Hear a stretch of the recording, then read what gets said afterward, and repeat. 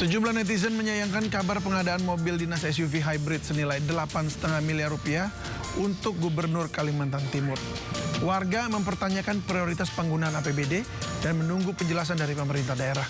Warga menilai saat ini yang harus diutamakan adalah perbaikan jalan di Kaltim, bukan membeli mobil mahal. Namun Gubernur Kaltim membantah akan hal itu dan menjelaskan bahwa mobil tersebut saat ini di Jakarta untuk kebutuhan pemerintah daerah dan telah disetujui.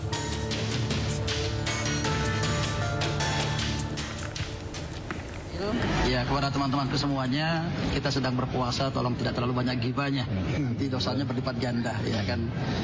Berkaitan dengan mobil, sampai hari ini Pemprov Kaltim belum menyediakan kami mobil untuk di Kalimantan Timur. Jadi tidak ada mobilnya. Mobil yang ada hari ini adalah mobil pribadi kami pergunakan. Mobil kami tadi sayang tidak tampilkan di sini, hancur semuanya. Tapi nggak ada masalah, ini untuk masyarakat Kalimantan Timur. Mobil Pemprov Kaltim itu baru tersedia yang ada di Jakarta. Di Jakarta, kenapa di Jakarta? Pertama adalah untuk melaksanakan kegiatan-kegiatan menunjang kegiatan-kegiatan kepala daerah. Kalimantan Timur adalah ibu kota Nusantara. Kalimantan Timur adalah miniatur daripada Indonesia. Tamu daripada Kalimantan Timur itu bukan hanya kepala daerah se-Indonesia, tetapi juga adalah dari global. Masa iya kepala daerahnya pakai mobilnya ala kadarnya? Jangan dong. Iya kan? Jaga dong marwahnya Kaltim. Ini marwahnya Kaltim, marwahnya masyarakat Kalimantan Timur. Mobilnya ada di Jakarta. Iya, mobilnya ada di sini nggak ada. Mobil saya mobil pribadi.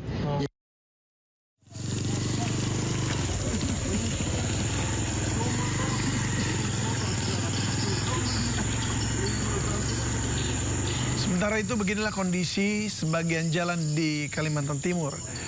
Ini kondisi jalan di wilayah Bentian Besar, Kabupaten Kutai Barat, Kalimantan Timur. Dan memang memprihatinkan, butuh perbaikan.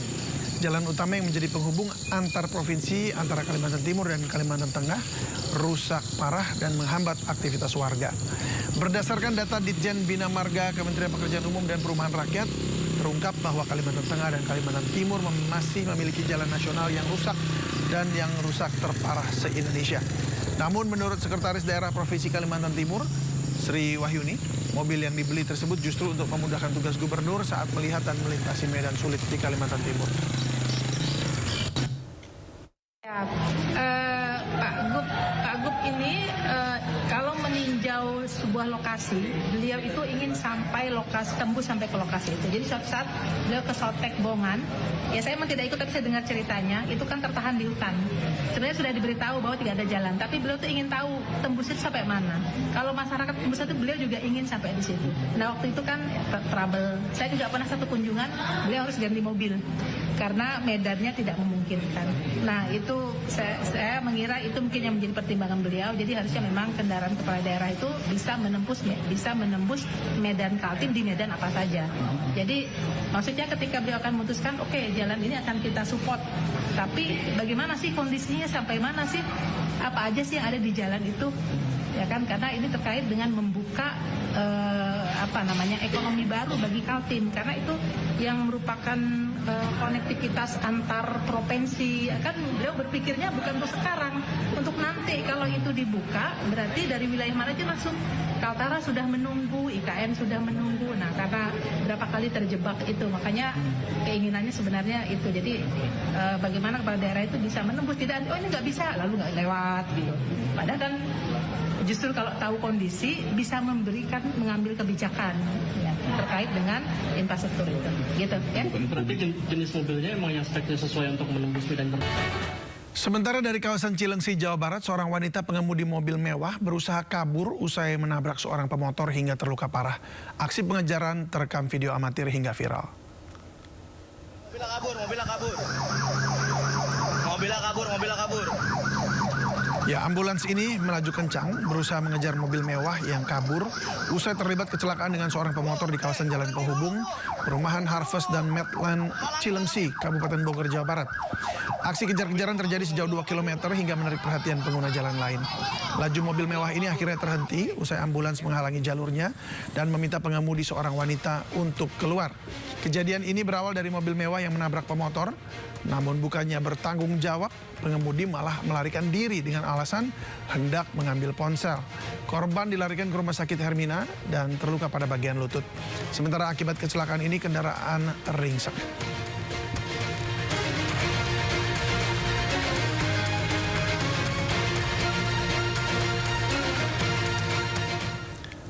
Ya, sekali lagi pemirsa, di bulan Ramadan ini tahan emosinya di jalanan. Di Makassar, Sulawesi Selatan, seorang pengemudi ojol ditangkap polisi karena memukul pengendara mobil yang berhenti mendadak di depannya. Tersulut emosi, pria berjaket ojol ini melempar ember ke minibus yang berhenti mendadak di depannya. Pengemudi ojol ini emosi karena gara-gara mobil berhenti mendadak membuat ia yang berboncengan dengan putrinya terjatuh dari motor. Emosi makin memuncak ketika melihat putrinya terluka dan menangis ketakutan. Namun pengemudi mobil yang ternyata merupakan anak di bawah umur tidak mau turun dari mobil. Hingga akhirnya ia menghampiri pengemudi mobil dan melayangkan pukulan. Pengemudi mengalami luka di wajah dan bibir. Tak lama setelah peristiwa ini pelaku ditangkap di rumahnya. Pelaku kini mendekam di tahanan Polrestabes Makassar. Dari Makassar, Sarul Adieksa, iNews melaporkan.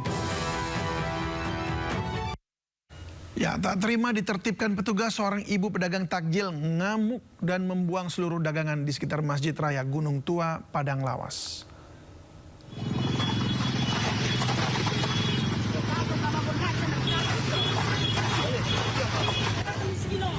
Seorang ibu pedagang takjil di sekitar Masjid Raya Gunung Tua, Kabupaten Padang Lawas Utara, Sumatera Utara mengamuk dan membuang seluruh dagangannya. Video ini viral di media sosial.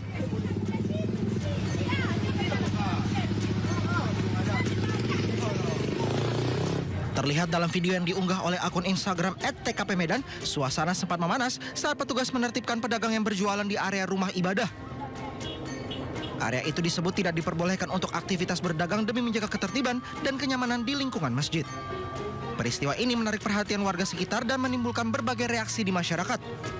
Masyarakat berharap ke depannya penertiban dapat dilakukan dengan pendekatan yang lebih humanis dan dialog terbuka agar solusi yang dihasilkan tidak merugikan salah satu pihak. Tim Liputan iNews melaporkan.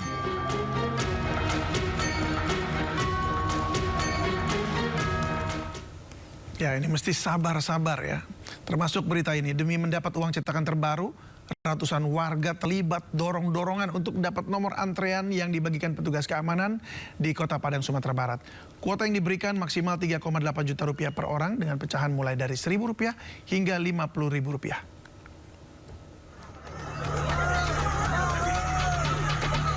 Aksi saling dorong dan berdesakan tak terelakkan saat petugas keamanan membagikan nomor antrian untuk penukaran uang baru di kawasan Pasaraya Kota Padang. Tak disangka, penukaran uang pecahan laik edar melalui kas keliling Bank Indonesia perwakilan Sumatera Barat ini disambut antusiasme warga yang tengah berbelanja bahan pokok di Pasaraya Padang. Antrean panjang pun tak terhindarkan, mengingat masyarakat berharap bisa menukarkan rupiahnya menjadi berbagai pecahan uang tunai. Layanan penukaran uang dibuka dengan batas maksimal 3,8 juta rupiah per orang, dengan pecahan mulai dari Rp1.000 hingga Rp50.000. Lama banget antrinya, tunggu banget.